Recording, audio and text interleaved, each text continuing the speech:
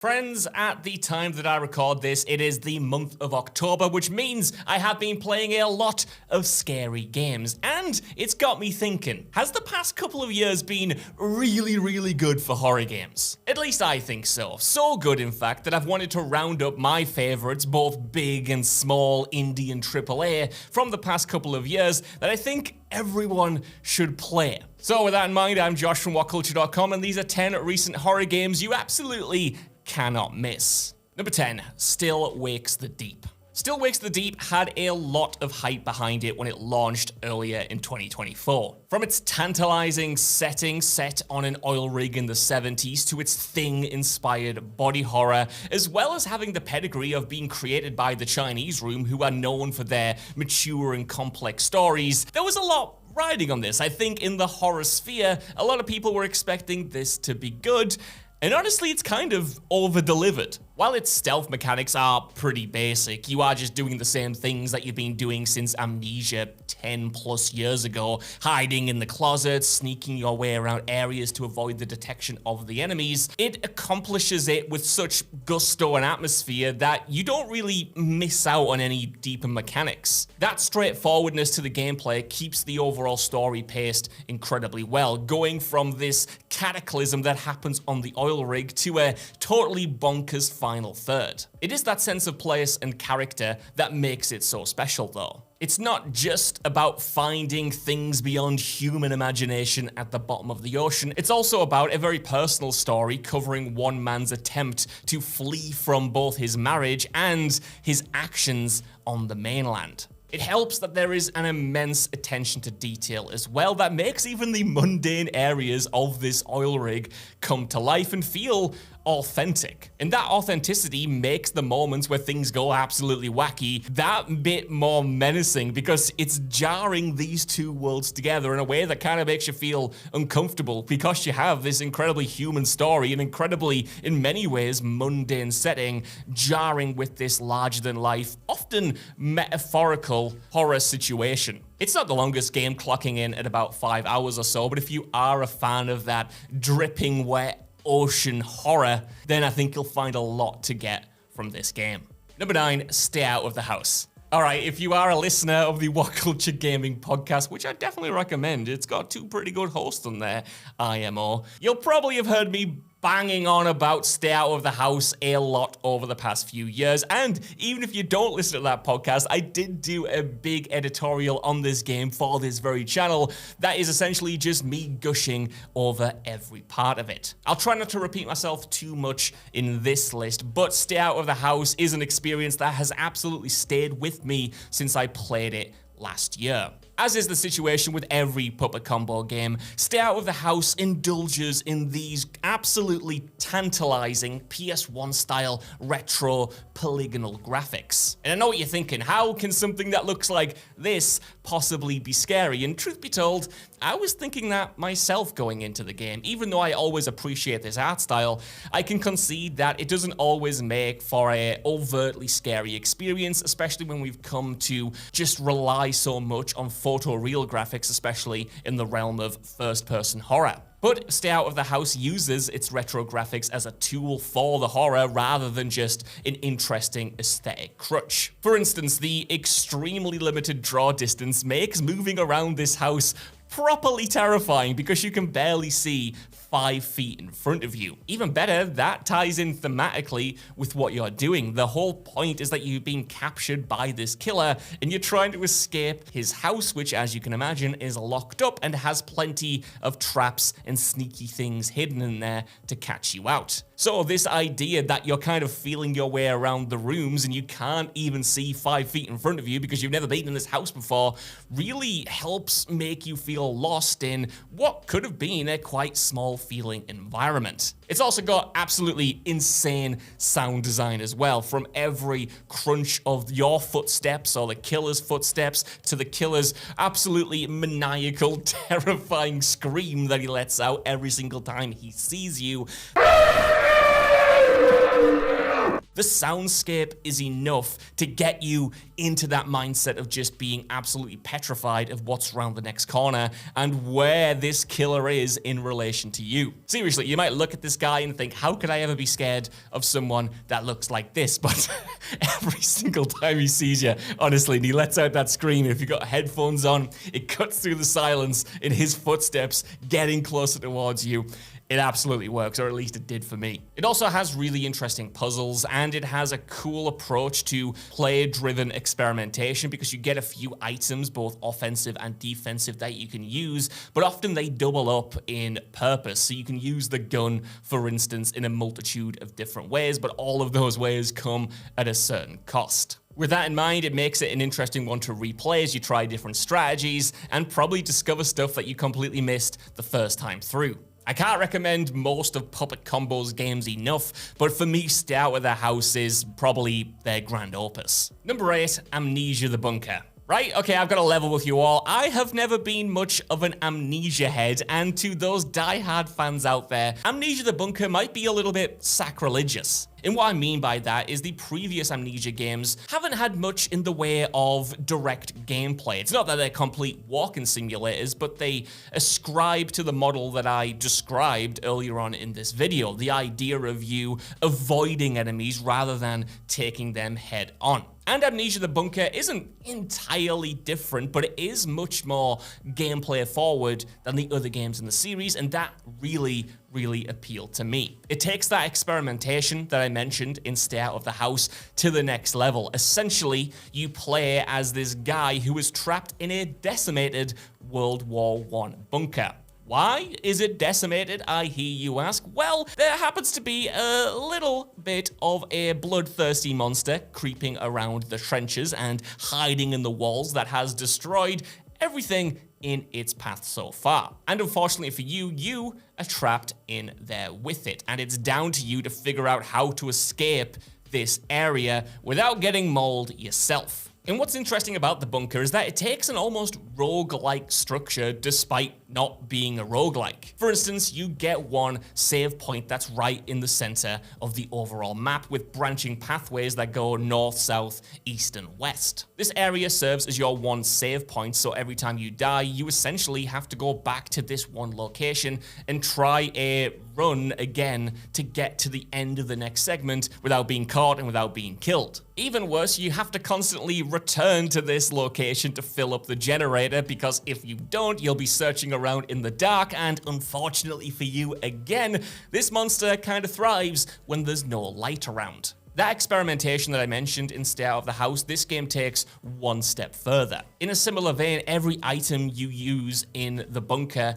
has a multitude of different purposes. Take the gun again, for instance. One of my favorite mechanics in this game, because you do get a revolver quite early on with limited ammunition, but the way this game utilizes it is just so perfect for a survival horror game. So you only get a few bullets, it takes forever to reload, that stuff is kind of normal, but you can use it as both a tool and an offensive weapon, so if the monster is coming for you, you can shoot it and send it scampering off. The thing is, every time you do that, you put yourself at a disadvantage, because the next time the monster returns, it'll be more durable, this time taking an extra bullet before it flees. Likewise, those bullets can also be used in a risk-reward way to unlock doors or what have you. And this applies to every item in the game, whether it be frag grenades or whether it be flares or whether it just be bricks that you find lying on the floor. Everything has a purpose and everything has that risk-reward dynamic attached to it, and it just makes for an absolutely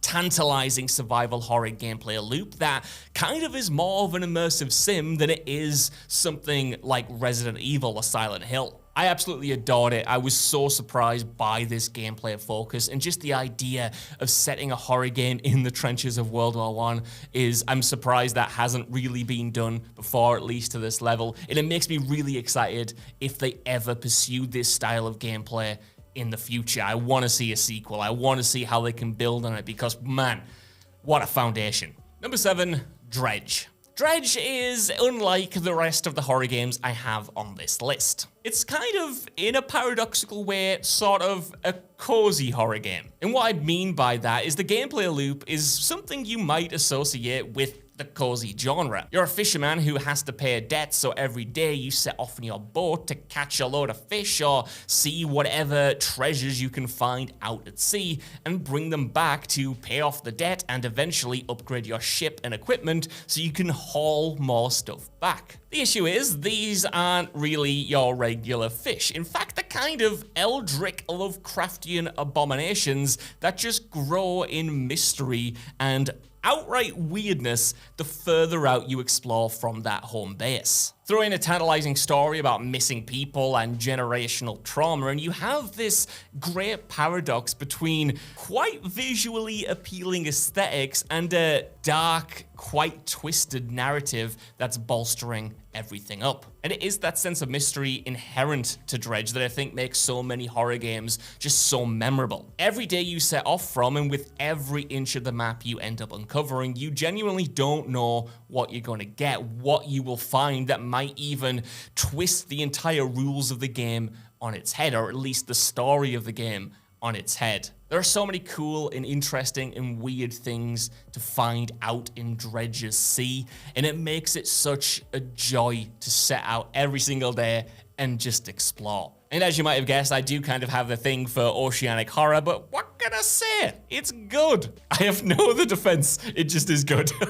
Number 6, the Texas Chainsaw Massacre. I think by now a lot of people have that one asymmetrical horror multiplayer game that they just absolutely clicked with. For some, it might have been Friday the 13th. For others, it might be Dead by Daylight. For some absolute crazy people out there, it might have even been one of those Resident Evil multiplayer titles. But for me, it's been the Texas Chainsaw Massacre game that really got me into the idea of pitting people against each other in a victim and a villain context. And I think what allowed me to finally break into this genre is that this time around, you're not just playing as one villain against a gang of survivors. This time, there's actually a family of 3 killers, all with their unique abilities that you can choose from, and you have to work as a team to chase down these victims. That's because, unlike someone like Jason in the Friday the 13th game, you aren't all powerful in Texas Chainsaw Massacre. If you've watched those movies, you'll know that the wider Leatherface family are kind of nuts and are kind of useless in many ways. You got the old grandpa who can barely lift a hammer. You've got the cook who is an absolute maniac. You've got all of these interesting personalities that pop up and try to be as menacing as they can, and they often are, but they're not supernaturally intimidating foes. And that's what makes the gameplay loop of Texas Chainsaw Massacre just so humorous as much as it is horrific. If you're playing against a balanced team, there's so much opportunity for electrifying games of cat and mouse. Whether you're herding one of the victims down a specific hallway as Leatherface just so the cook can pop out and bash them on the head, these situations are always arising, and it makes the experience, especially if you're playing with friends, just piss funny at times. They can, of course, counter your plans as well, leaving you to have to start the whole chase over again, which sometimes is just as good as actually getting the kill. Throw on that an absolute gorgeous recreation of the first movie from a graphical standpoint, and you've got a really excellent asymmetrical horror game that I just wish had the license to use stuff from the sequels. It is such a shame that we only have material from that first movie, despite how much of a classic it is. Number 5, Resident Evil 4. Alright, so I know there is a huge chance that if you're watching this video and you're a horror game fan, you will have already picked up Capcom's Resident Evil 4 from last year. But if you haven't, for whatever reason, or if you never were that interested in the idea of a remake, I want to let you know, neither was I, truth be told. When this thing was announced, I was of course excited. I'm a huge Resident Evil fan and I would have played it regardless, but I just did not think that they would have the sauce to pull off a remake that rivaled the original, one of my favorite games of all time. And I think it's an absolute miracle that they did genuinely achieve that in a way that doesn't try to replace the original, but actually complements and is in conversation with it. And Resident Evil 4 Remake, I think, is a better survival horror game than the original. Not necessarily a better game overall, but it definitely does lean into the horror elements more than that original did. The gameplay, for instance, has the right amount of resource scarcity all the way through that keeps you on your toes even when you have an arsenal of bazookas and hunting rifles and machine guns and SMGs and everything that you can expect from Resident Evil. Subtler changes too, like the ability for your knife to break, means that you never have one thing to rely on, and the added movement that you get from the updated control scheme, which allows you to do things like move and shoot and reload at the same time, doesn't make you overpowered. That has been balanced with the resource management and the sheer number of enemies that you're facing and the durability of those enemies to make the experience of playing Resident Evil 4 just as intense as it was when you first played the original. It also helps that the game is an absolute graphical powerhouse as well, recreating some of the most iconic locations from that original game in a modern but still deeply interesting way. I just think it's so good to play to the point where I just didn't want to stop. I did it literally 6 times back to back trying to get all of the unlocks and all of the secrets and all of the trophies because I didn't want to put it down. The added lore is also welcome as well. While I understand that a lot of people maybe didn't need that from a Resident Evil 4, I think it works and definitely again adds to that extra horror element that I mentioned before. It just owns, and if you've got the PSVR 2, you can play it in VR mode and that makes it even better somehow. And oh, what a game.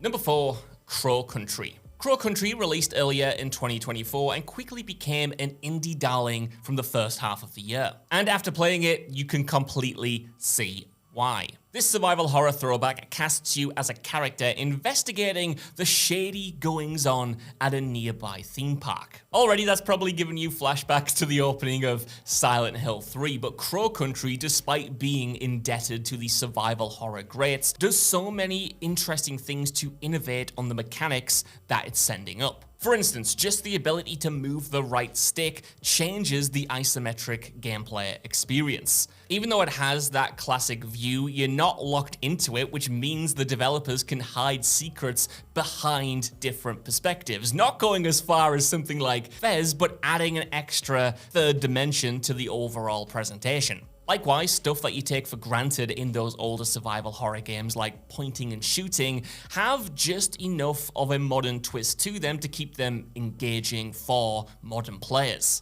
For instance, there's an interesting risk-reward that comes with actually shooting your gun. Your weapons do more damage the closer you are in proximity to the enemies, but obviously going for the higher damage means that the enemies have a higher chance of getting and hurting you. So when you're thinking about conserving resources, which as you can imagine are quite limited, you're always thinking about, do I take the safest option to shoot this thing from afar, or do I risk going close and potentially end up ambushed if more enemies pile into the screen? And that's just one of the first mechanics that you uncover. As you continue to delve into the different wings of this theme park, you're constantly peeling back layers of the experience that make it even more rewarding. I personally don't think its visual style is as effective in dealing out horror as something like Stay Out of the House, but it does contribute massively to the overall vibe. Everything from those visuals to the audio cues just screams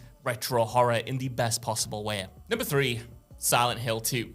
Speaking of remakes that I don't think any of us thought could live up to the original, the recently released Silent Hill 2 remake from Bloober Team has kind of surprised everyone. Even as something of a Bloober Team defender, I didn't know the studio had a game this good in them. Again, if you listen to the What Culture Gaming podcast, you'll know that Scott and I have really enjoyed the previous Bloober Team games, but they definitely have previously occupied the realm of delivering great 7 out of 10 experiences. Silent Hill 2, however, is absolutely this team stepping things up. Right from the opening section, it's impressive how well Bloober has managed to capture the vibe of that original game. And I don't think that was an easy task, because for as much as I love Silent Hill 2, and I absolutely do, it's one of my favorite games of all time, part of its charm is kind of down to the idiosyncrasies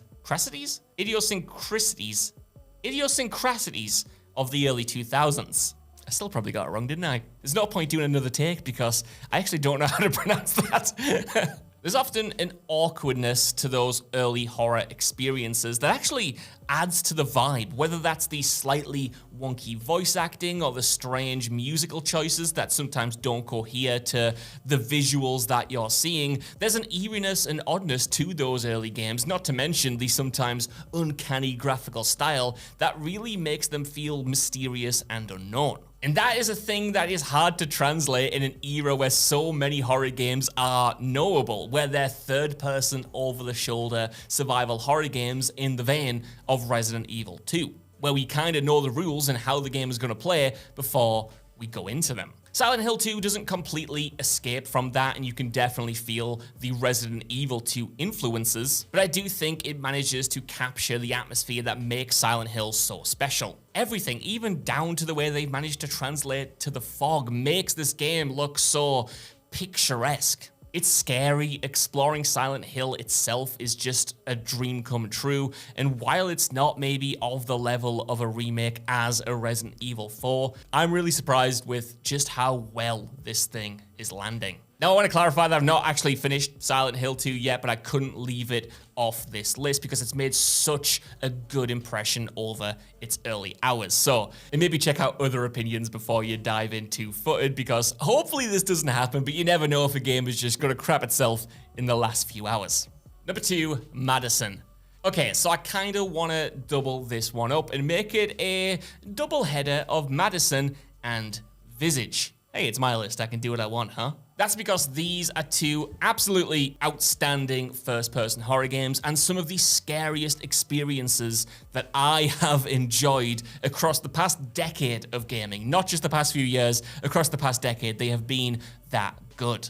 Both of them wear their PT inspirations on their sleeve, where you are acting as a character, exploring a spooky house and trying to solve puzzles and ultimately get the hell out of there. What I think both do brilliantly, though, is constantly throwing different kinds of horror at you. With each chapter comes a new type of scare, and in Visage, things can get extremely mad, where you go beyond the confines of the house into these nightmarish dreamscapes that I won't spoil here, and hopefully we won't have too much footage of, because they're just best experienced on that first playthrough, because the game is so much bigger than you actually expect it to be. They both use their limited mechanics to their benefit as well. There is an absolutely terrifying sequence in Visage where you're using the flash of a camera to illuminate where you're going, and with every press of that button, you have no idea what's going to arrive on screen, and Madison actually does something similar as well. The way both games play with light and shadow and utilize their soundtracks is sometimes absolutely best in class. Madison, I think, might be a little bit more accessible than Village because it feels better to play. It's not as clunky, but I also think that Visage, when it's firing on all cylinders, is the scariest one, so I honestly can't split hairs between the two. They're both so good. And finally, number 1, Alan Wake 2.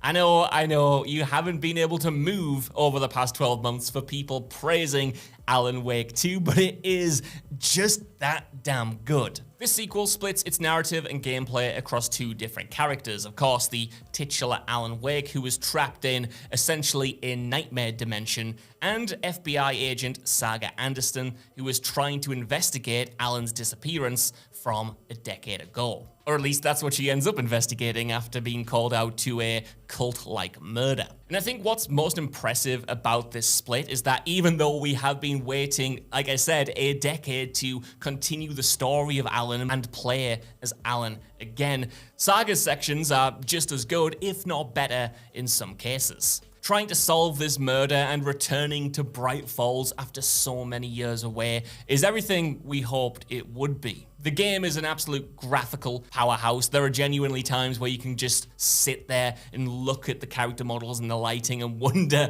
if it's live action you're looking at or just the in-game graphics. And I say that because Alan Wake 2 has some crazy good live action moments, blending a multimedia approach to create this story that's at once meta but still deeply impactful and follows up on the themes of the original in a really heartbreaking way at times, while keeping the scares at the heart of the overall experience. When Remedy announced this game, they said that they were committed to making this game a proper survival horror game, and that definitely shows. It is by far scarier than the first game, I think, but to its benefit, it has a more menacing and, quite frankly, more evil story and vibe this time around. I always compare it to Twin Peaks: The Return in comparison to the original series of Twin Peaks. It's like you've returned all of these years later and everything is just a bit wrong. It's a bit corrupted. Of course, you've got the more memeable sequences in there as well, which, if you haven't seen, I won't spoil now, but